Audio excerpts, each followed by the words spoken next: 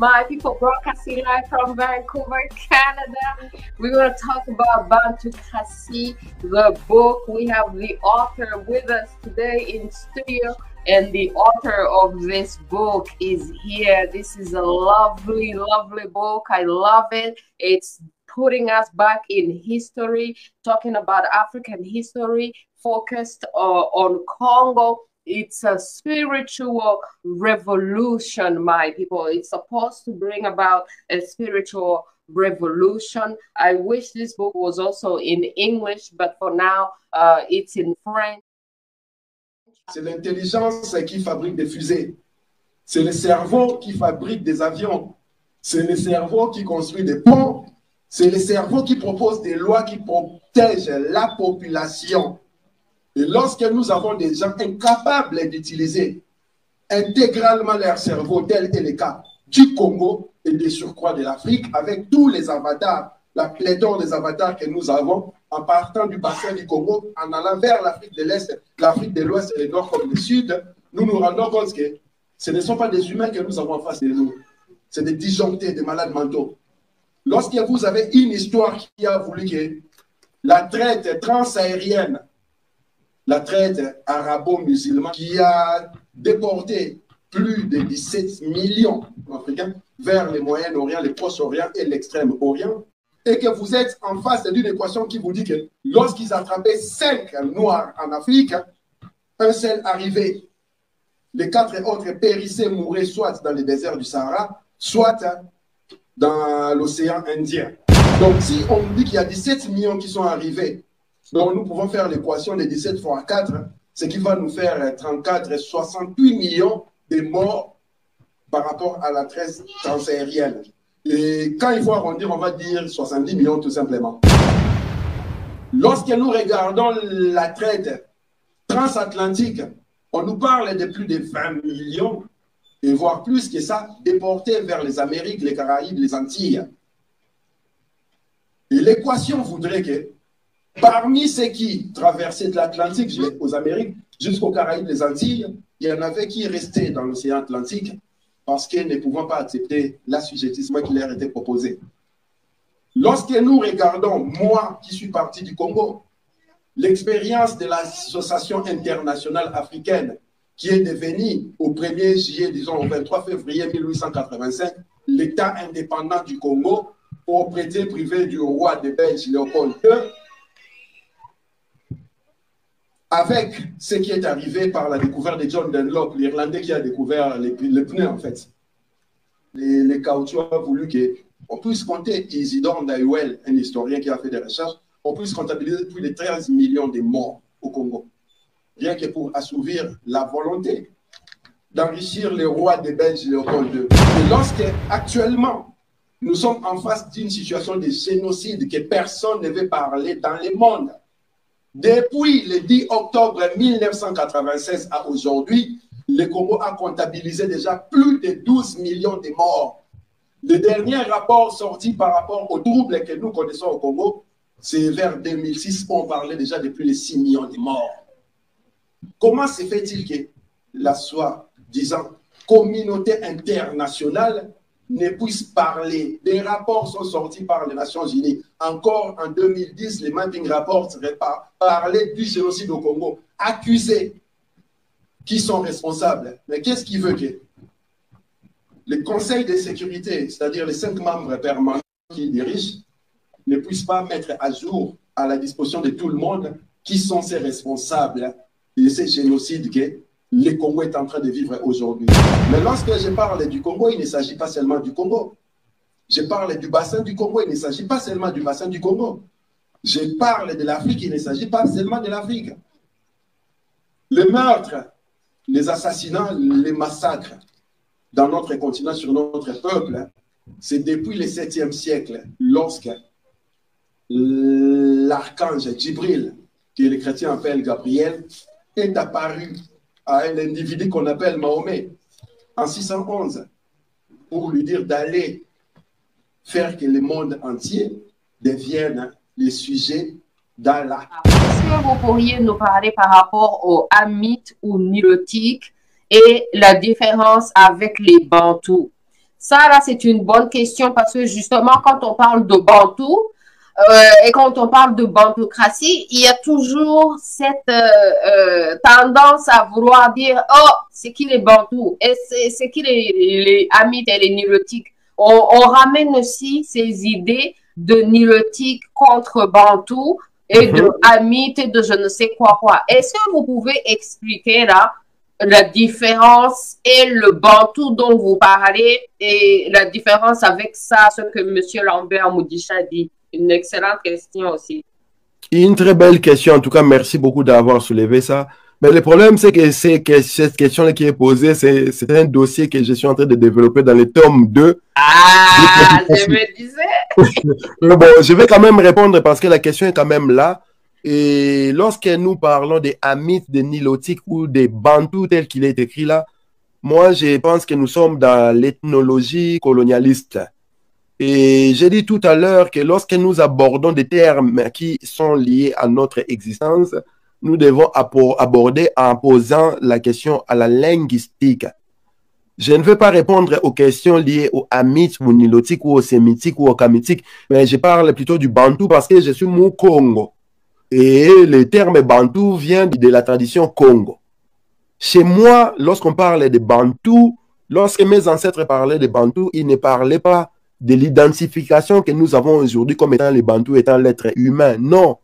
Les Bantous, c'est un mot, en fait, les Bantous, c'est le pluriel du mot Muntu.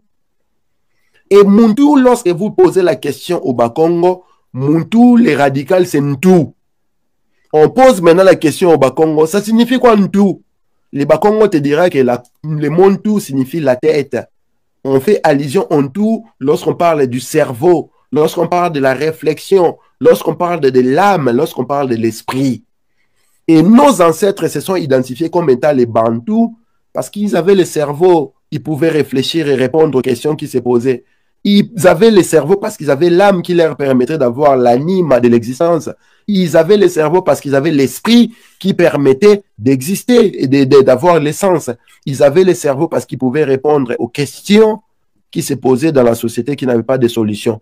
Bantou signifie simplement les cerveaux, les gens qui peuvent contrôler, qui peuvent répondre aux questions qui sont posées. Voilà pourquoi, pour faire la différence avec les autres termes occidentaux, j'ai dit bantoocratie, c'est-à-dire les cerveaux doivent diriger, les cerveaux doivent commander. Il faut qu'il y ait les cerveaux, comme j'ai dit tout à l'heure, pour fabriquer les armes, pour fabriquer les fusées, les ponts, créer des lois qui vont protéger la population. Maintenant, nos ancêtres se sont identifiés comme étant les Bantous. Pourquoi? Parce que dans la création animale, parce que l'Homo sapiens fait partie aussi des animaux. Nous sommes des Homo sapiens. Nous faisons partie des animaux. Et la différence entre nous, les Homo sapiens, et les autres animaux est que nous avons le cerveau. Nous sommes capables de réfléchir, de penser. Voilà pourquoi les dinosaures qui ont régné sur Terre, un astéroïde qui serait venu des cieux, leur a fait disparaître. Alors que l'Homo sapiens, ça fait plus de 100 000 ans qu'il est en train de régner sur Terre. Aujourd'hui, nous sommes à tel point que lorsque l'astéroïde vient des cieux, nous sommes capables d'identifier cet astéroïde-là et même les désaxer de son chemin, même de l'exploser là-haut. L'Homo sapiens, en 60 000 ans d'existence, a créé des voitures, des armes, des fusées, tout ce que les dinosaures, pendant 60 millions d'années, a été incapable de faire. Donc moi, quand je parle de Bantous, il ne s'agit pas d'une race selon l'ethnologie colonialiste. Il s'agit du concept qui part de l'idée que c'est le cerveau qui va assurer notre bien-être collectif, sans exception. Qu'il soit Muntu, qu'il soit Hamite, qu'il soit sémitique, qu'il soit nilotique, peu importe. C'est le cerveau qui va assurer des lois protéger les uns et les autres. C'est le cerveau qui va faire que nous puissions être dans des environnements qui nous protègent des dangers universels qui viendront même de l'extérieur de la Terre ou même de l'intérieur de la Terre. C'est vraiment ça l'idée. Merci beaucoup. Ah, merci, merci. Quand on utilise nos langues, là, ça se voit, ça s'explique. Parce que le Muntu, en Kinyarwanda, pour dire la tête, on dit Mutwe. On peut voir déjà la proximité entre Muntu et linguistique. Ouais. Là, pourquoi je demande à ce qu'on aborde ces termes-là dans la linguistique et non dans la compréhension que l'Occident nous a donnée sur les mots. Par exemple, les mots Mundele. Chez moi, lorsque tu poses la question au Congolais, Mundele, ça signifie quoi? Il va te dire Mundele, ça signifie blanc. Mais moi, dans la linguistique Congo, je sais que Mundele, ça ne signifie pas blanc. Mundele vient du mot Undele en Kimbundu, une des langues Congo. Undele qui signifie envahisseur, agresseur. Donc quand je dis Mundele, je ne dis pas les blancs, je parle de l'envahisseur, de l'agresseur. Et quand on aborde avec la linguistique, on a toutes ces réponses-là. C'est aussi simple que ça, ma chère Ouacho. Intéressant, parce que justement, comme les ancêtres les ont rencontrés en envahisseurs, ils les ont appelés tels qu'ils les ont rencontrés, des envahisseurs, et non pas par la couleur de la peau. Mais comme ils sont venus en étant de cette couleur de la peau, ça a fini par devenir les blancs, les envahisseurs. Non, les blancs, c'est l'ethnologie colonialiste qui a voulu que lorsque tu travailles sans papier, on dit tu travailles au noir. Lorsqu'on parle du diable, on dit que c'est un noir. Lorsqu'on parle des anges, on dit que c'est un blanc. Lorsque tu regardes la peau des lécodermes, ils ne sont pas blancs. Moi, j'ai des barbes blanches qui apparaissent aujourd'hui. J'ai aussi des barbes noires. Et lorsque tu regardes mes cheveux, même mon pull qui est là à côté, comparé avec ma peau n'est pas noire du tout. Et lorsque tu regardes ce qu'on appelle les blancs, ils ne sont pas blancs du tout. C'est une manière pour nous assujettir, nous garder dans des mondes psychologiques, visuels qui voudraient que nous applaudissions les blancs à la place du noir. Tu n'es pas noir, ma sœur Ouacho. Tes cheveux sont noirs. Et on voit la différence entre tes cheveux et ta peau. En tout cas, vraiment, je sens que... alors, quand est-ce que tome 2 va sortir? Et puis, le livre est sur Amazon. Nous avons mis le lien dans la description du show de Today. Nous avons mis le lien sur Amazon. Les gens peuvent aller sur Amazon et acheter le livre. Et vraiment, ça vaut la peine parce que le prix pour le livre là, j'étais en train de penser, c'est même pas le prix pour un dîner quoi au McDonald's. Les gens vont manger au McDonald's, ils payent un hamburger avec des frites, avec un coke. Ça a déjà dépassé le prix de ce livre.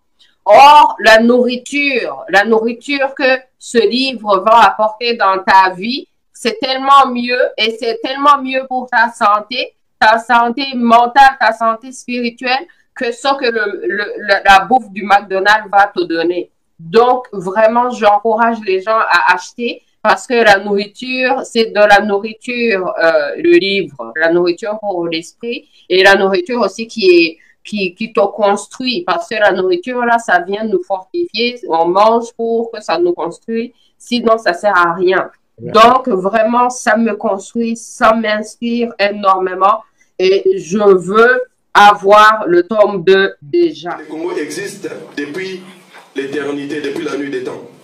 Et de cela, si nous devons analyser les problèmes qui font qu'il y ait un cancer à métastase aujourd'hui, nous devons nous référer à l'historique, naturellement et logiquement, du Congo. Les panafricains, les kémétiques, partout où vous êtes, c'est l'appel des ancêtres. C'est l'appel de la nation africaine à tous ses enfants, conscients et inconscients. Nous vous appelons à la mobilisation tous azimuts, mobilisation générale. Nous devons mettre au jus, comme il se doit, les peuples de l'Europe, les peuples de l'Occident. Voilà pourquoi nous appelons tous les gardiens du temple, les soldats invisibles, les soldats inconnus. L'appel est lancé à la mobilisation tous azimuts. Ingeta. Donc Kabila finissant ses 2 mandats ne peut plus faire un 3e mandat. Nous sommes aujourd'hui dans la rue pour demander au peuple congolais d'appliquer l'article 64. Nous sommes aujourd'hui dans la rue pour appeler le peuple congolais au soulèvement populaire. Parce que le peuple, il faut le rappeler, est d'abord souverain. Le peuple est souverain. Au nom de cette souveraineté, Kabila doit dégager immédiatement. Kabila doit dégager immédiatement. Ingeta. Comment expliquez-vous un pays comme la République démocratisée du Congo, l'État indépendant du Congo, qui a connu entre 1885 et 1908 un génocide qui a coûté la vie à plus de 15 millions de Congolais? Durant l'année, il n'y a pas un seul jour où on célèbre, où on commémore, où nous rendons hommage à ces martyrs-là du génocide de Léopold II. La France-Afrique abat, la France-Afrique abat, l'impérialisme abat, l'impérialisme abat, Emmanuel Macron abat, Emmanuel Macron abat. Alors, que veulent vraiment ces combattants et qu'en pensent les autorités en place à Kinshasa? On écoute un représentant de ces combattants et le vice-ministre des Congolais des étrangers et on en parle tout de suite après. Nous avons les mêmes revendications que les pères de notre indépendance. Nous voulons que le peuple congolais puisse vivre en paix, qu'il puisse avoir les pains quotidiens, les minimums vital, quoi. Nous utilisons la violence en légitime défense et non pour faire du mal. Nous ne sommes pas dans une logique de prédation, mais nous sommes en légitime défense parce que nous sommes attaqués et nous n'allons pas nous laisser faire indéfiniment. Notre objectif, c'est que le bien-être collectif des Congolais soit assuré pour tout le monde sans exception. Les opposants à Tshisekedi se préparent. Eux sont des combattants, des durs de la contestation. Ils ont fait le déplacement depuis Paris. La Belgique a une histoire houleuse avec le Congo. Et c'est cette Belgique-là même qui nous a dit que les élections au Congo a choisi un président et Félix n'était pas le président, il est arrivé troisième. Et c'est cette même Belgique-là qui va dérouler le tapis rouge et nous allons voir la même Belgique ramener Félix au palais royal pour rencontrer le roi. Il y a quelque chose qui ne va pas. L'entourage du président congolais sait qu'il n'arrive pas en terrain conquis. Chers compatriotes panafricains, africains, kémétiques de partout où vous êtes, vous qui êtes ici présents, nous sommes en train de mobiliser les peuples de tous les continents, de toutes les nations de l'Afrique contre la France-Afrique, contre l'impérialisme, ceux qui tuent en Afrique, ceux qui violent en Afrique, ceux qui sont auteurs des génocides, qui tuent chez nous, au Tchad, en Côte d'Ivoire, en Guinée, au Sénégal, au Congo-Brazzaville, en République démocratique du Congo, en Angola, en Égypte, en Centrafrique, partout en Afrique, nous sommes en train de pleurer. Nos femmes, nos enfants, nos parents meurent, saignent tous les jours. Le devoir est à tout un chacun de se mobiliser comme il se doit pour mettre hors d'état de nuire ces systèmes impérialistes qui ne tuent pas qu'au Tchad, qui ne tuent pas qu'en Somalie, qui ne tuent pas qu'en Côte d'Ivoire, qui ne tuent pas qu'au Gabon, qui ne tuent pas qu'en RDC, mais qui tuent partout en Afrique en se cloisonnant, en agissant dans chaque pays. Le devoir est de nous mettre ensemble parce qu'il s'agit d'un combat civilisationnel. Il s'agit d'une guerre raciste et nous devons nous mettre debout, nous mélanodermes, afin de trouver la solution. Les lécodermes se sont levés pour mettre à nu, pour saigner, pour abattre l'Afrique. Et vous les Africains, vous devez vous lever. Voilà pourquoi nous vous invitons à la mobilisation générale. Et ça sera ainsi jusqu'à ce que l'Afrique entière sera libérée. Ingeta. Merci beaucoup. Alors, vous, dans votre combat là, j'ai vu plusieurs fois, vous êtes aussi combat activiste. Je voyais aussi que vous aviez, par exemple, boycotté les concerts de certains artistes qui sont venus faire des concerts en Europe, entre autres Fally Ipupa, et puis on a vu comment il s'est comporté quand le président congolais, le président français est allé... Quand j'ai vu comment il se comportait, j'ai dit, ah, je comprends maintenant pourquoi les combattants le boycottaient toujours. Est-ce que vous pouvez alors justement parler du rôle de la diaspora, du rôle des activistes, du rôle des artistes? Parce que vous aussi, vous êtes artiste. Rappelons aux gens que vous êtes artiste de formation et que vous avez été diplômé de l'Académie des Beaux-Arts de Kinshasa. Vous avez même été à l'Université Paris 1, Panthéon-Sorbonne. Donc, vous aussi, vous avez ce background d'artiste. Alors, c'est quoi le rôle et qu'est-ce que vous voulez voir arriver? Merci.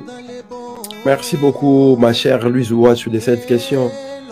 Je réponds directement. Moi, lorsque j'étais encore au Congo, à l'Institut des Beaux-Arts, j'ai étudié un texte où on parlait de Victor Hugo, des rayons et des ombres. Et dans ce texte-là, Victor Hugo parlait du rôle de l'artiste. Et je vais citer une partie où il dit « Les poètes en des jours impies viennent préparer des jours meilleurs. Il est l'homme des utopies. Dieu parle à son oreille. Lorsque le peuple est perdu, le peuple se donne à écouter les poètes. Et quand on parle des poètes, Victor Hugo parle du poète, il parle en tout cas de l'artiste. Lorsque le pays est dans la dèche, le pays est dans l'ornière, Dieu parle à l'artiste pour montrer la lumière au peuple. Comment peut-on expliquer que ces artistes-là qui sont issus de la pauvreté que le peuple est en train de pleurer aujourd'hui, puissent être ces mêmes artistes-là qui vont chanter pour les prédateurs qui affament, qui tuent ces peuples-là? Comment expliquons-nous que des gens comme des Vital Kamerhe, qu'on appelle les pacificateurs, qui est l'auteur de la disparition de plus de 458 millions de dollars de deniers publics pour des projets qui n'ont jamais eu lieu? Comment se fait-il que des gens comme André Kimbuta, qu'on appelle les hauts sommets, qui a transformé la ville de Kinshasa à une ville qui ressemble aujourd'hui à Venise, lorsqu'il pleut, les gens sortent leur pirogue pour pagayer? Comment se fait-il que ces artistes-là puissent chanter tous ces oppresseurs du peuple de leurs chansons, alors qu'ils devaient être éclairés pour savoir que le pays ne va pas bien et c'est eux qui devaient donner la direction? L'artiste est un leader d'opinion, c'est un éducateur des masses. Lorsque le peuple est en train de souffrir, de périr, l'artiste vient non pour dire au peuple voilà ce qu'il faut faire, mais inciter les peuples à se questionner sur des questions économico, sociales, politico, spirituelles, matérielles. Regardons maintenant les artistes congolais qui sont connus. Quel est cet artiste congolais connu qui parle des problèmes du Congo? Nous parlons du génocide actuel au Congo. Depuis le 10 octobre 1996 à aujourd'hui, on comptabilise plus de 12 millions de morts, directs et indirects, à ces atrocités-là. On parle de hommes, femmes, enfants, jeunes et vieux violés en ordre de 48 par heure. Quel est cet artiste congolais qui en parle réellement?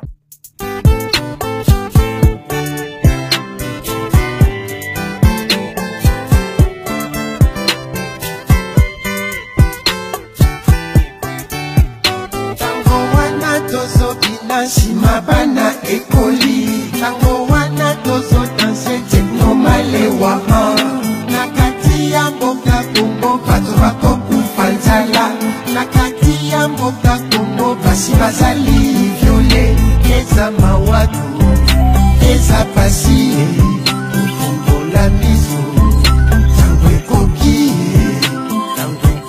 totelema ngo Kongo bana ya Kongo basa kolela kuna baseleki ngoma yango yo eza kobeta kuna yo fonctionne kole ya Kongo eza kolela kuna yo etudia Kongo mongali asa koloba kuna yo Kongo. Si l'Afrique a faim, les Congos ont besoin de manger du pain. Il y a autant de souffrance, autant de larmes qui coulent. Nos mamans s'en font violer. Pourquoi nos enfants sont massacrés? Pourquoi autant de drapeaux remplis du sang? Mon peuple a peur. Y a pas que la prière peut sauver le peuple.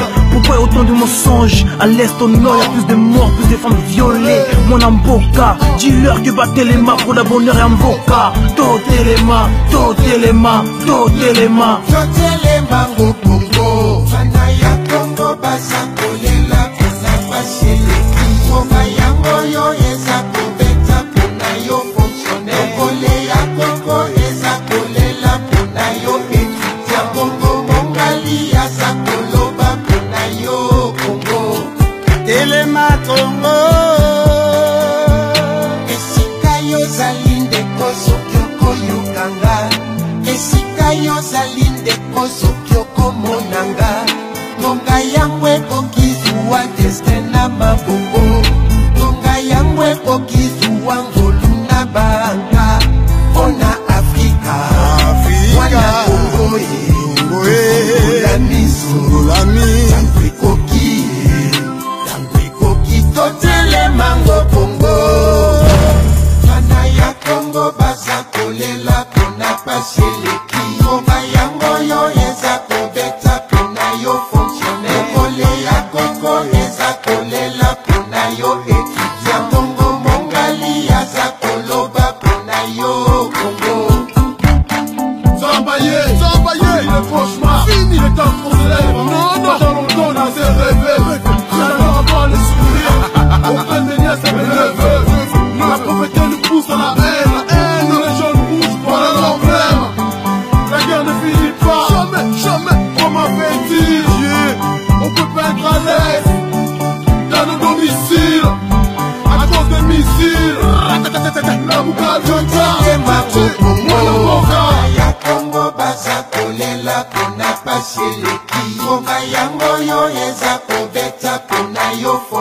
Ekole ya koko eza kolela pona yo etudia bongo mongali aza koloba pona yo Congo.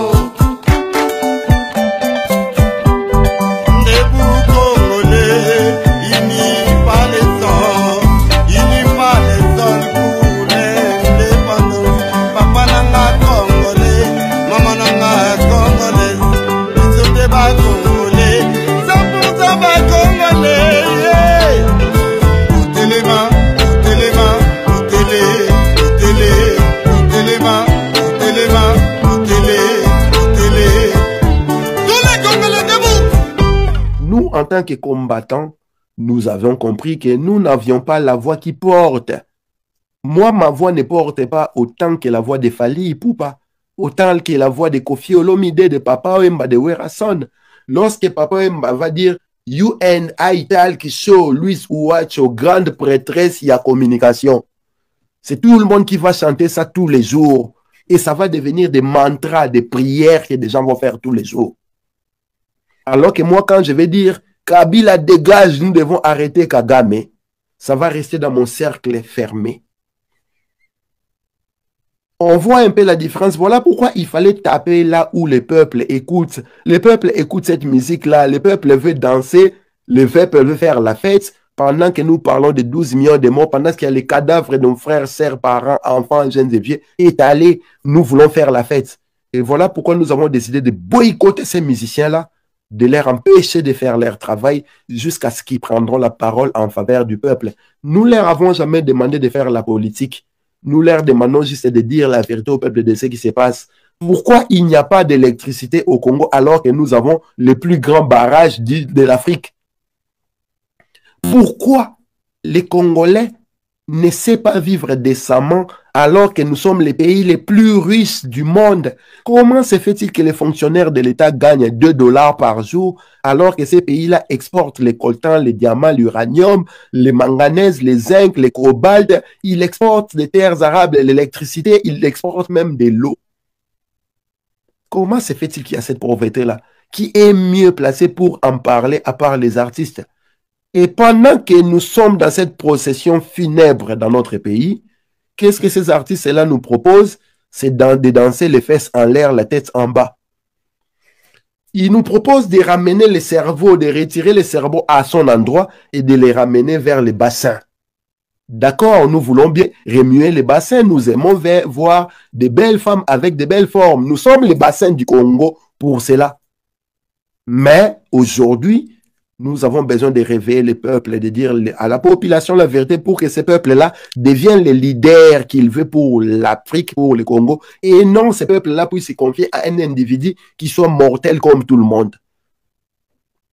Voilà pourquoi dans les tomes de bantoucratie, je parle de l'équation de la bantoucratie. Si nous allons aux élections avec 10 000 fous en face de 9 999 savants, 10 000 fous qui vont gagner parce que c'est la démocratie.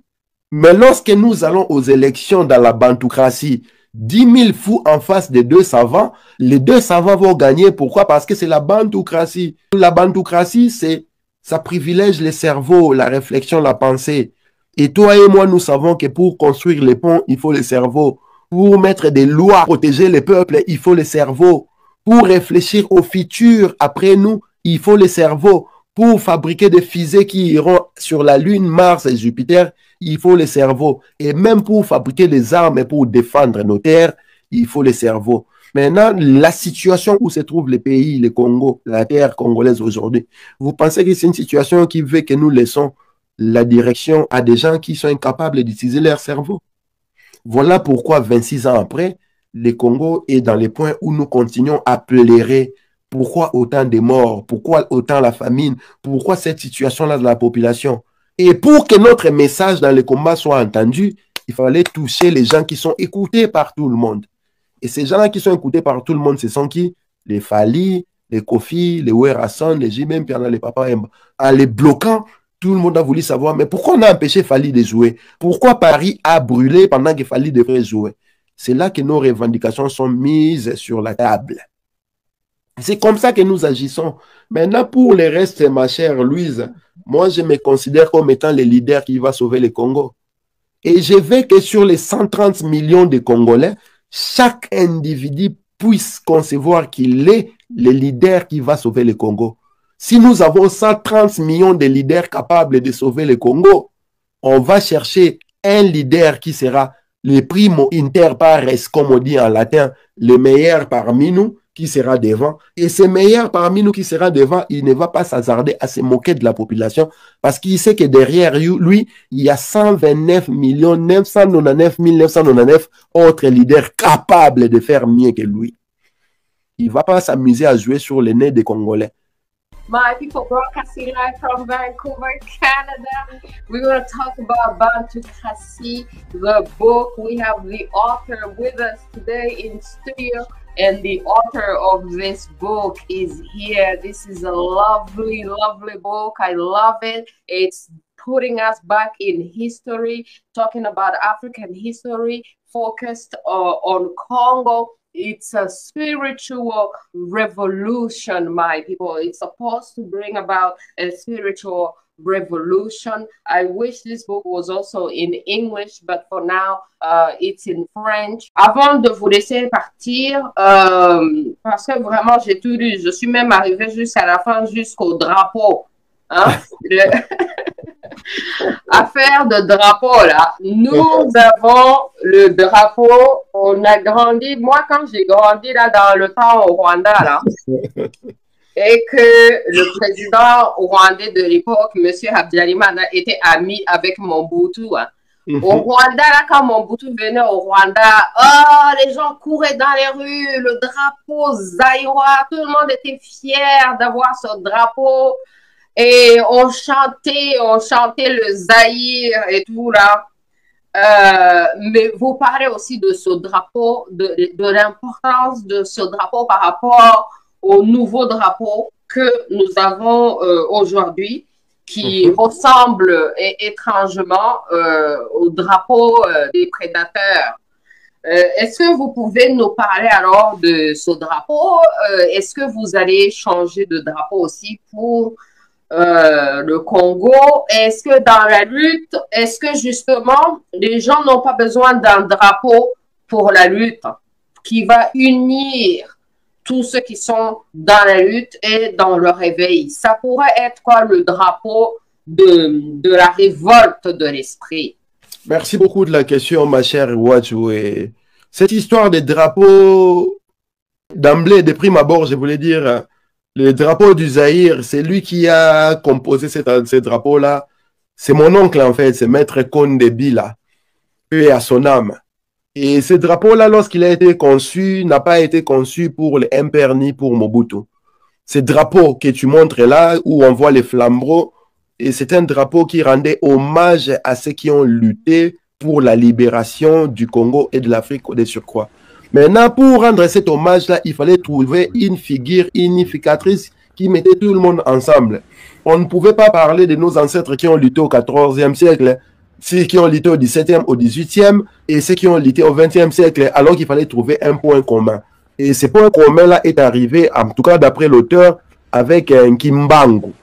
C'est-à-dire, en 1921, lorsqu'ils ont arrêté Kimbangu parce qu'il était déjà dans la révolte de l'esprit pour la libération de l'homme noir, les colons belges l'ont déporté vers la province du Katanga à Lubumbashi.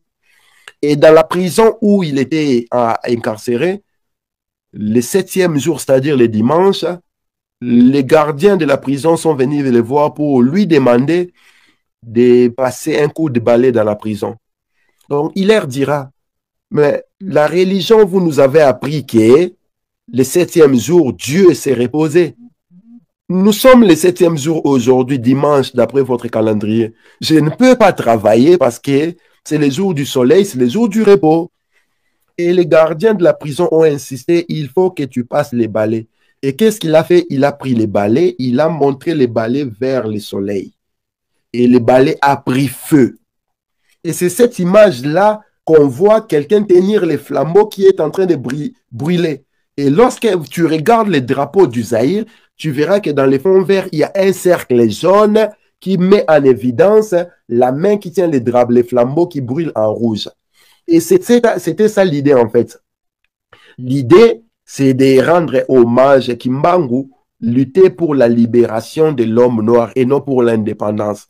Et comme il a été une figure plus récente à ses contemporains, en 1963-64, lorsqu'ils sont allés à la conférence de Louloabourg, c'était parmi les drapeaux qui étaient sur la table qui devraient remplacer les drapeaux que les Belges ont proposés à l'indépendance en 1960. Sauf que la conférence de Louloabourg, après la mort de tous les pères de l'indépendance, de Lumumba et tout ce qui était radicaux, a voulu que si on privilégiait Kimbangu, c'était un pied de nez aux colons belges. Là-dedans, dans les livres, je cite même le fait que les gens de la Belgique, de la communauté internationale, étaient des experts dans cette conférence de Louloabourg.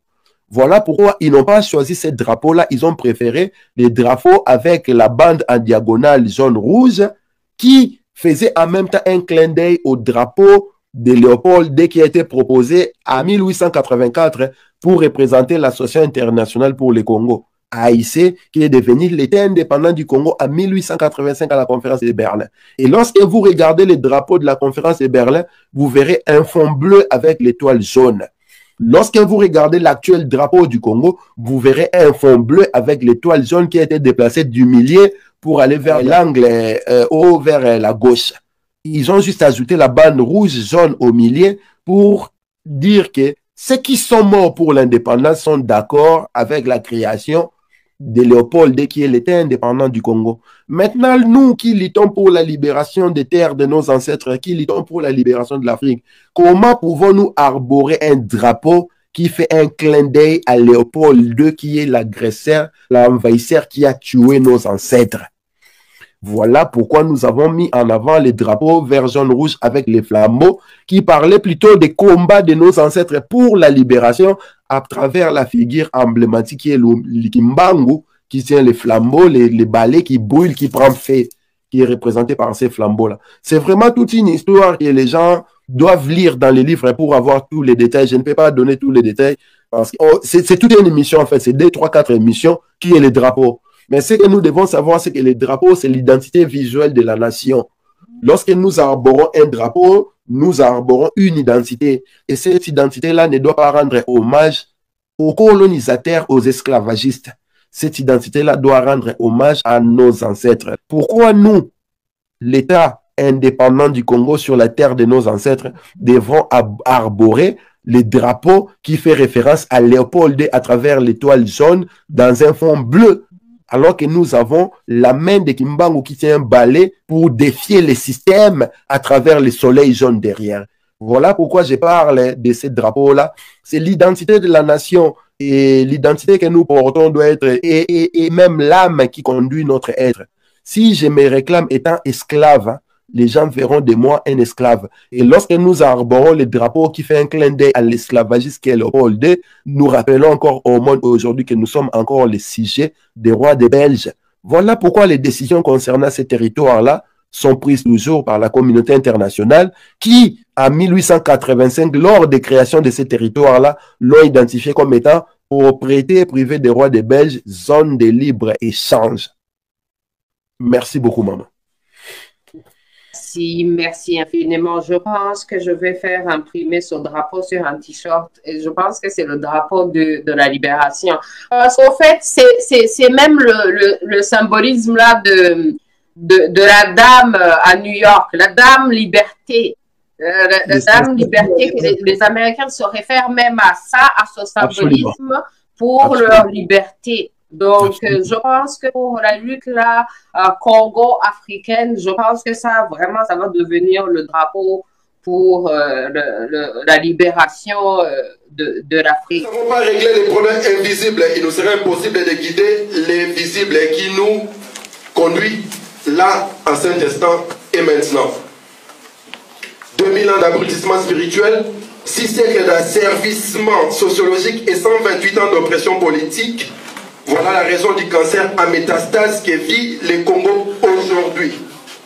Nous devons bien identifier les problèmes, les vraies questions que nous vivons et qui, nécessairement, au moment où nous n'aurons pas répondu logiquement et rationnellement, se prolongeront vers la transtemporalité. Pourquoi j'ai dit 2000 ans d'abrutissement spirituel? Cette question nous invite directement à identifier des vrais ennemis pas les sous-traitants qui sont présentés comme les responsables, alors qu'ils ne sont qu'exécuteurs des ordres qui sont exogènes de l'Afrique.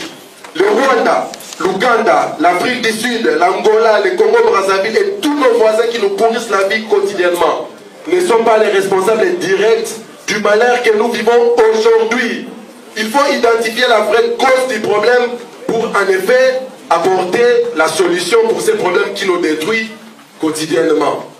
Où se trouvent ces vrais problèmes? Identifier les vrais ennemis du Congo nous révélera des surcroît les enjeux qui sont en jeu dans notre pays et pourquoi les sang coulent de manière ininterrompue depuis 1483, l'année que Diego Cao est arrivé chez nous.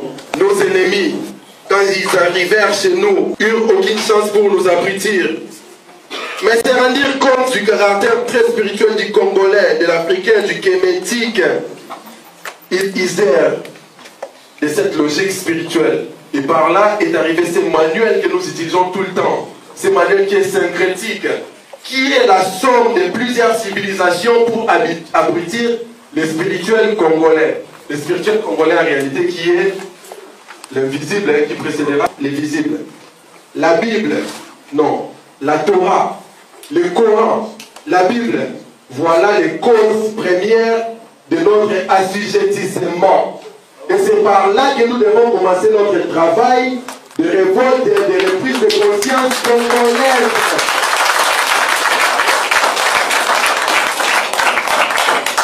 Cette séquence est bien résumée par le père de l'indépendance du Kenya qui s'appelle Jomo Kenyatta qui dit: lorsque les Blancs sont arrivés chez nous, nous avions notre terre et eux avaient la Bible. Ils nous ont appris à prier à genoux et les yeux fermés.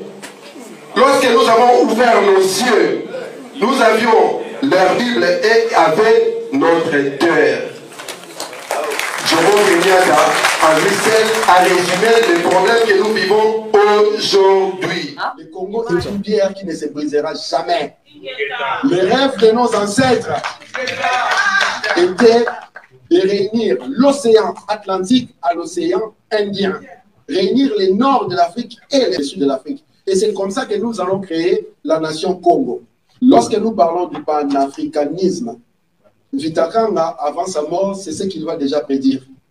Et cette prédiction-là, heureusement aujourd'hui, nous, les enfants de la prophétie, nous avons repris les flambeaux et nous allons travailler de manière à arriver à point. Alors, merci énormément. On ne peut pas tout dire, on ne peut pas terminer. Je pense qu'il y aura un part-two de cette émission. On va continuer à vous suivre, on va continuer à lire ce que vous écrivez. On attend sans faute le tome 2, tome 3.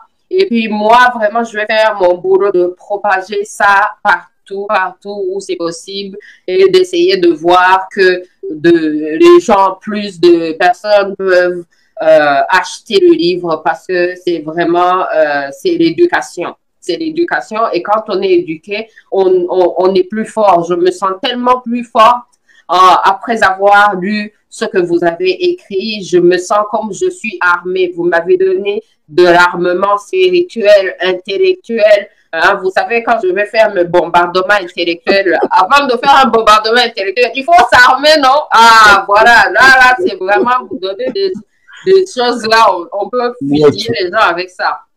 Alors, pour terminer, avant de vous laisser partir et de vous donner le dernier mot de la fin, je peux dire aussi à nos lecteurs qu'il y a une photo très intéressante aussi dans ce livre. Je ne vais pas la montrer sur la caméra, ça c'est le bonus que les gens qui vont acheter le livre vont voir la photo. Eh, mesdames, non, surtout les femmes là. Yo, je vous dis, il y a une photo ici, là, et puis là, le numéro de la page de la photo, là, il n'y a même pas de numéro sur cette page. Donc, je vous dis même pas c'est où, ok?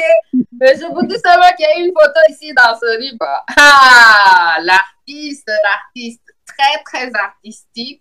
C'est très bien fait, c'est très artistique. vous êtes exposé. Je prie ça comme un message spirituel où quand on s'expose, c'est pour dire qu'on n'a rien à cacher. Me voilà, je n'ai rien à cacher, je suis devant vous, je suis là. Cassie live from Vancouver, Canada. We're going to talk about Bantu Cassie, the book. This is a lovely, lovely book. I love it. It's putting us back in history, talking about African history, focused on Congo. It's a spiritual revolution, my people. It's supposed to bring about a spiritual revolution. I wish this book was also in English, but for now, it's in French. Nous avons insisté sur Bantu Cassie 2021 parce que c'était les centenaires de Vulusi Kimbangu de son incarcération, c'est-à-dire 1921-2021. Donc cette coïncidence-là a voulu que nous puissions taper dessus parce que le maître mot, s'il faut dire, le fil conducteur de ces bouquins, de ces écrits, reste Kimbangu.